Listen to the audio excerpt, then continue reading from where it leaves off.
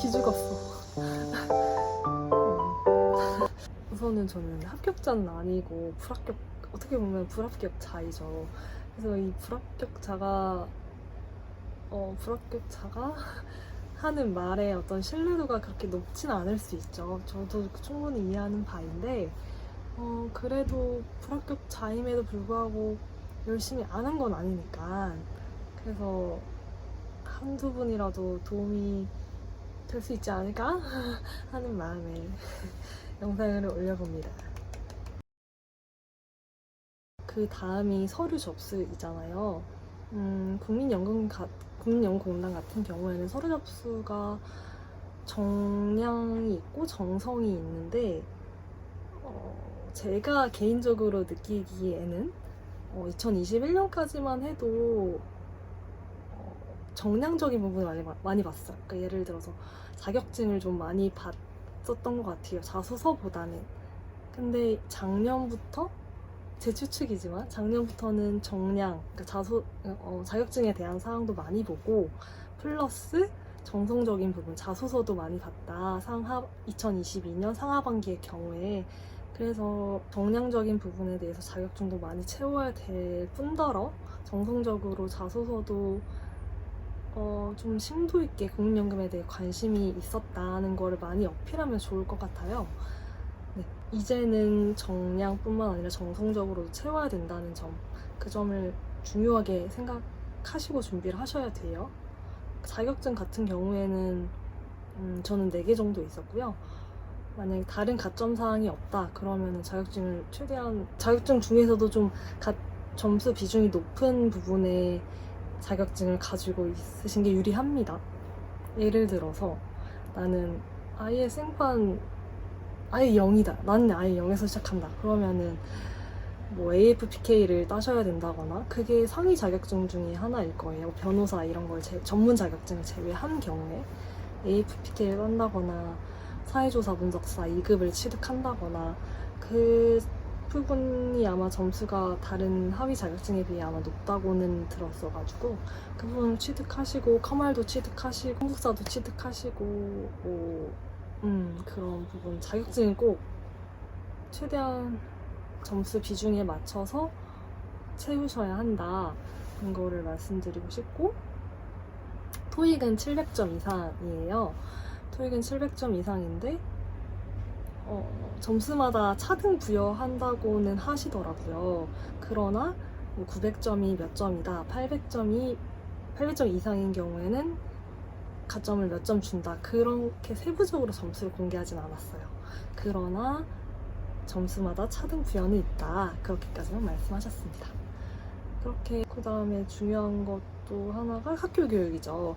학교 교육도 좀 어려워하시는 분들이 있으신데, 예를 들어서 어떻게 작성해야 되냐면, 예를 들어서 제가 만약에 경찰 행정을 수업을 들었어요. 그러면 나 이거 행정에 작성하면 안 되는 거 아니야? 라고 생각할 수 있지만, 내가 경찰 행정이라는 그 과목을 적어요. 그 옆에 과목 내용을 적잖아요. 그 부분에서 풀어 쓰시면 돼요.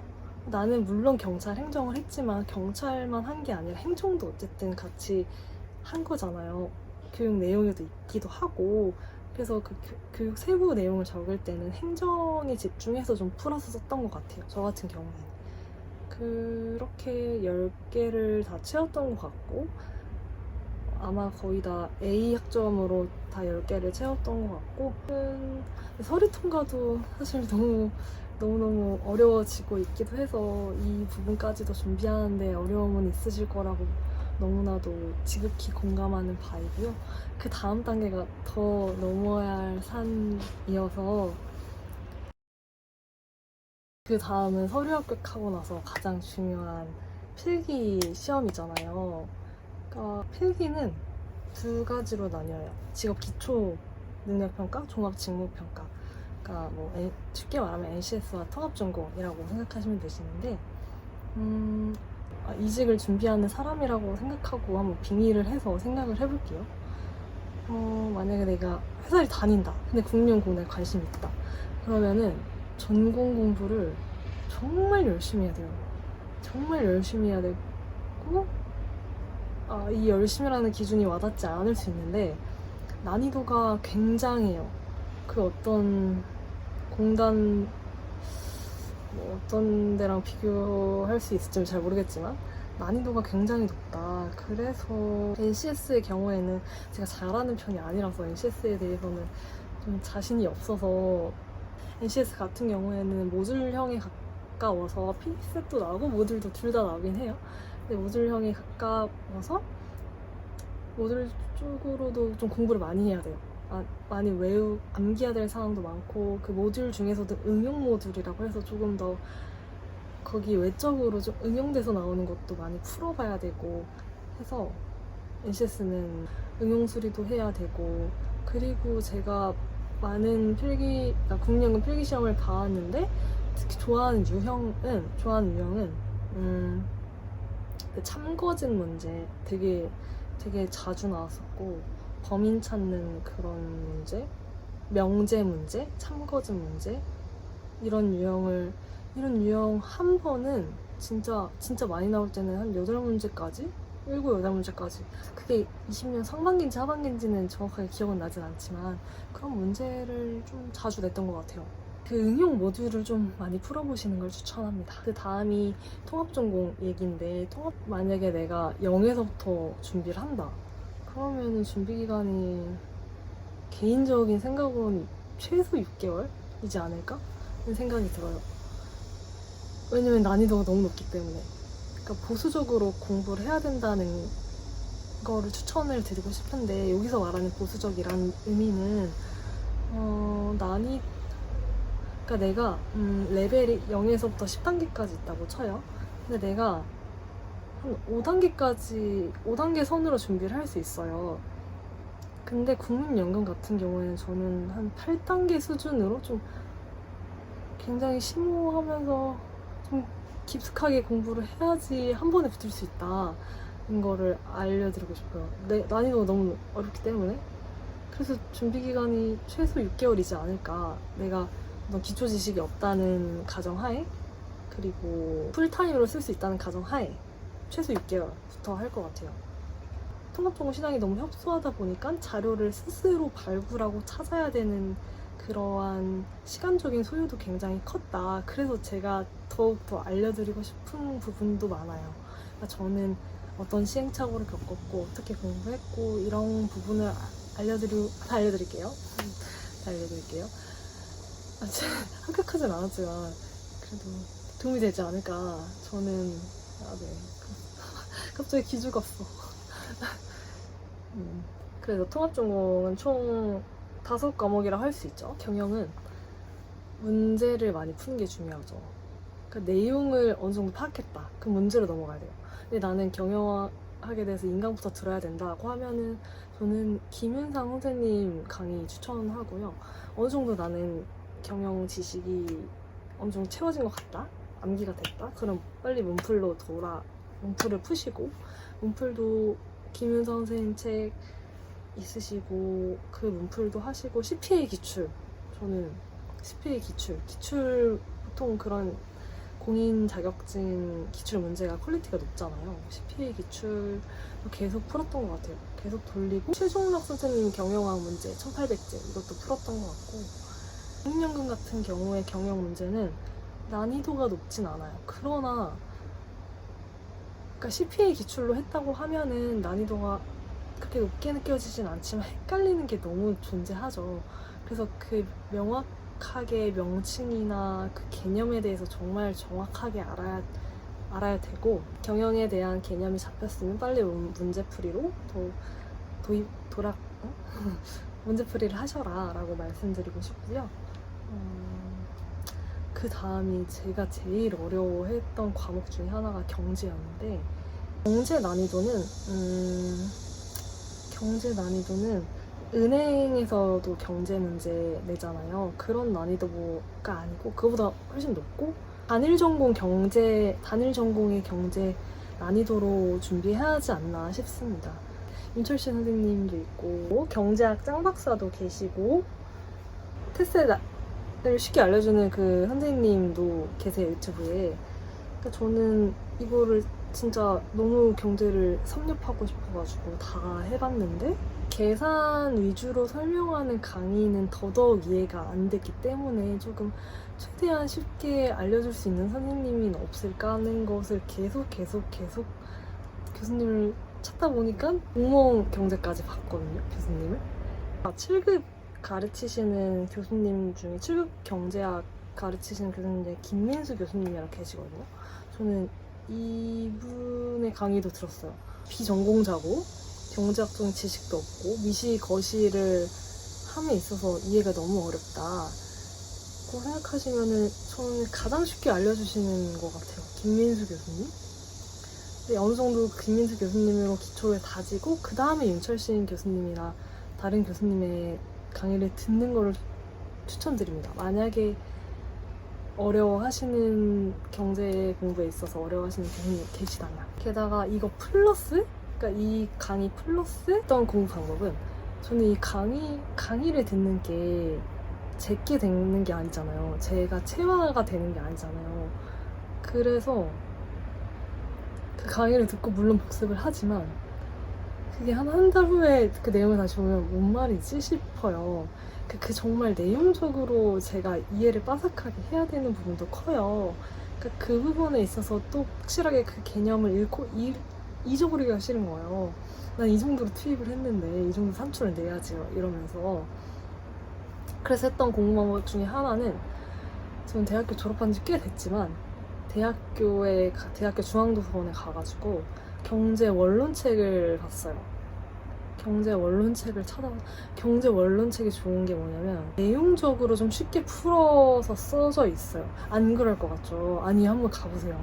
이건 직접 경험해 봐야 되는 건데 원론책이라고 해서 어렵지 않고요. 오히려 더 쉬운 단어를 써서 아마 고등학생도 이해할 수 있을 정도로 풀어서 써서 저는 이 강의 플러스 정말 개념을 다지기 쉬운 방법이 경제학 원론책을 같이 보는 거라고 추천을 드려요.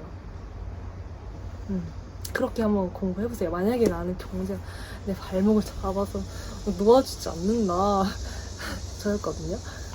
그런다 하시면 이러한 공부 방법이 저는 너무나도 도움이 됐기 때문에 이렇게도 도전해보라고 말씀드릴 수 있을 것 같아요. 법학입니다. 그러니까 공급이 많이 없다는 얘기죠. 강의라든지 책이라든지. 그래서 법 과목도 어려운 부분일 것 같아요. 접근하기에 있어서. 그럼 저는 어떻게 접근했냐? 그러니까 헌법이랑 민법이랑 형법, 간혹가다 상법까지 나와요. 국민연금은. 그럼 내가 이거 4개 다 해야 되냐? 그러니까 상법을 많이 나오면 진짜 많이 나왔던 경우에 한 3문제 정도 나왔던 것 같아요. 그래서 근데 뭐 적게 나오면 1문제? 뭐 0문제도 나올 수 있겠죠. 그래서 저는 상법은 버렸고 그다음에 형법도 한두 문제 나왔던 것 같아요. 근데 한두 문제를 위해서 내가 지금 해야 될 게 산통인데 형법 버렸습니다. 그래서 남은 거는 헌법이랑 민법이에요. 헌법 같은 경우에는 난이도 높죠. 난이도 높아요. 헌법 난이도 높고 저는 아마 공무원 시험 그런 기출 정도의 난이도인 것 같아요. 경찰 공무원 시험 문제나 그런 공무원 관련된 기출 문제 헌법을 많이 풀어보시는 게 도움이 됐어요. 저는 도움이 됐고 제가 헌법 추천해 드리는 교수님은 김건호 선생님이세요. 저는 일단 선생님이 좋아야지 그게 몰입이 되고 제가 동기부여가 돼서 공부를 더 열심히 하게 되는 타입이어서 김건호 선생님은 정말 강의력이 좋았다고 추천해드릴 수 있을 것 같고 그 김건호 선생님 책도 읽기도 너무 어렵지 않고 강의의 도움을 받고 어느 정도 됐다고 생각하기 전에 한번 풀어보셔도 되고 그렇게 공무원 관련된 기출문제, 헌법 관련된 기출문제를 많이 풀었던 것 같아요. 헌법의 경우에는. 그리고 민법이죠. 민법은 총론이 있고 그다음에 물건이 있고 채권이 있는데 저는 채권까지는 하진 않았어요. 제가 했던 거는 총론하고 물건만 했었습니다. 민법이 너무나도 어렵다는 것을 알고 있었기 때문에 정말 초반에 말씀드렸던 것처럼 되게 보수적으로 공부했어요. 그러니까 되게 어려운 난이도의 시험 문제를 많이 접하려고 노력했었고, 제가 준비했던 책은 감정평가사 민법이었었고, 방문각, 이거 말해도 되나? 이거 뭐 제가 산 거니까 내돈내산이니까 뭐 광고 이런 거 아닙니다. 방문각 감정평가사 민법 문제집을 풀었었던 것 같아요. 그 수준으로 민법은 공부했던 것 같아요. 그러니까 인강은 들었냐? 인강은 듣다가 도저히 못 듣겠는 거예요. 그래서 나오고 혼자 공부했었던 어떤 기초적인 지식은 있었어요. 민법에 관해서. 그래서 저는 문풀을 바로 문풀을 계속 처음에 했던 것 같아요. 그 방법도 나쁘지 않아요. 그러니까 처음부터 문제를 풀면서 개념을 익혀가는 것도 나쁘진 않은데, 내가 그 방법을 했을 때 너무 어렵다 그러면은 인강을 들으셔야 되지 않을까. 그리고 물권법 공부할 때 제가 도움을 받았던 교수님은 경제 TV 너무 쉬운 경제, 이 선생님은 진짜 아마 중학생이 봐도 이해하기 쉬울 정도로 설명하지 않나. 그렇게 해서 저는 민법 물권 같은 경우에는 지상권 있잖아요. 농익물권. 이런 거에 대해서 되게 굉장히 쉽게 풀어주셨어가지고 이 부분을 보충했던 것 같아요. 그러니까 문풀 하다가 나 이 내용 모르겠네 하고 유튜브에 찾아봐서 그 부분 이해한 다음에 이게 이래서 이랬구나, 이게 이 개념이었네 하면서 그 개념을 더 잘 이해했던 것 같아요. 그렇게 인간과 문풀을 같이 이렇게 합치니까 더 이해가 잘 됐던 것 같아요. 그렇게 민법 공부는 했습니다. 행정이죠. 그 다음은 행정은 개인적으로도 크게 내용적으로는 어렵다기보다 암기해야 될 게 많죠. 암기해야 될 게 많고, 그 암기에 있어서 휘발성이 너무 강하다 보니까 조금 상실감에 많이 빠져요. 그렇습니다. 저는 좀 준비 기간이 오래됐다 했잖아요. 처음에는 유명하신 그 9급 알려주시는 선생님, 성함이 신용환 선생님, 그 강의를 들었었고, 그 강의도 나쁘지 않았어요. 그 이후에 최영희 선생님이라는 여자 행정학 선생님이 계세요. 그 부분도 강의력이 너무 좋습니다. 너무 이해하기가 쏙쏙 잘 박혀가지고, 아마 인터넷에는, 사이트에서는 유료인데 무료로 짤막짤막하게 올려주시는 그 유튜브 강의가 있어요. 그거 밥 먹으면서 약간 리마인드 했던 것 같고, 그렇게 강의를 들으면 될 것 같아요. 제가 풀었던 거, 저는 그 김만희 선생님 틱톡 괜찮아요. 이동호 행정학 800제 이거를 풀면서 같이 했던 것 같아요. 이동학 행정학 800제 플러스 김만희 행정학 핵심 이론 문제풀이 300제, 이거 두 개 같이 했었었고, 그 다음은 국민연금 법이랑 사회보장도 시험 문제가 나와요. 범위가 정말 많죠. 정말 많아요. 그래서 국민연금법은 국민연금 국가법령정보센터 가면은 국민연금 법이 있잖아요. 그거를 1조부터 끝조까지 계속 봤던 것 같아요. 근데 이거를 어느 정도 기초 지식이 있어야지 계속 보게 돼가지고 좀 아무 생각 없이 보면 안 되고, 내가 이걸 읽으면서 이해를 하면서 봐야지 아마 머릿속에 들어올 거예요. 그러기 위해서는 국민연금에 대한 제도에 대한 이해가 1차적으로 있어야 될 것 같고, 그 다음에 법률로 접근하는 게 괜찮지 않을까라는 말씀을 드립니다. 사회보장은 본인노무사, 사회보험 관련된 문제도 풀었었어요. 거기에 아마 사회보장 관련된 지식을 묻는 문제도 나왔어가지고 그렇게 대비를 했던 것 같아요. 그리고 마지막으로 당부 그러니까 국민연금 채용은 좀 변수가 많다는 것을 염두에 두고 준비하지 않을까. 그러니까 변수라고 한다면 채용 인원에 대한 변수가 있을 수 있고, 내년에 또 채용이 어떻게 될지 모르고 채용 시스템도 바뀔지도 모르고 그거에 대한 불확실성은 있다고 말씀드릴 수 있을 것 같아요. 올해만 하더라도 채용 인원이 이 정도로 줄 거라는 생각은 못했어요.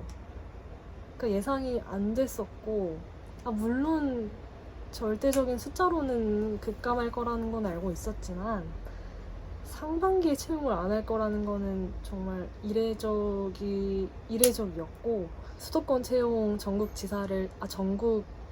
행정을 뽑지 않는 것도 개인적으로 큰 변동 사항이었고, 그 서류조차 어려울 수 있다는 걸 생각하시고 감안하셔라.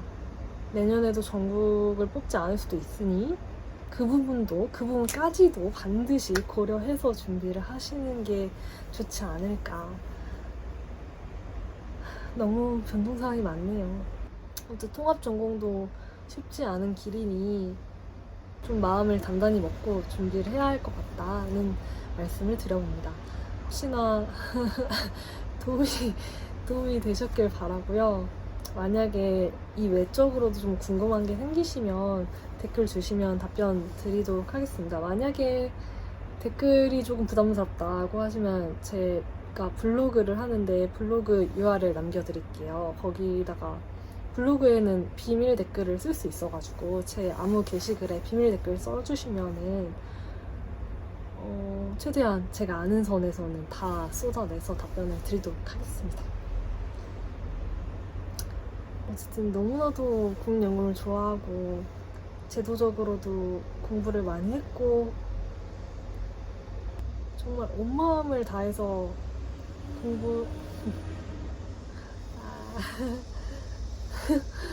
어떡해. 온 마음을 다해서 정말 국민연금을 준비했던 것 같아요. 그렇지만 언젠가는 그 끝은 언젠가는 만날 거라는 생각을 합니다. 다른 길도 길이겠죠. 다른 여러 갈래길이 있을 수 있잖아요. 그 갈래길의 끝은 같이 만날 수도 있다는 생각을 하면서 마무리를. 그럼 안녕. 다음에 또 만나요. 제발. 그리고 공기업에서 근무하지 않습니다.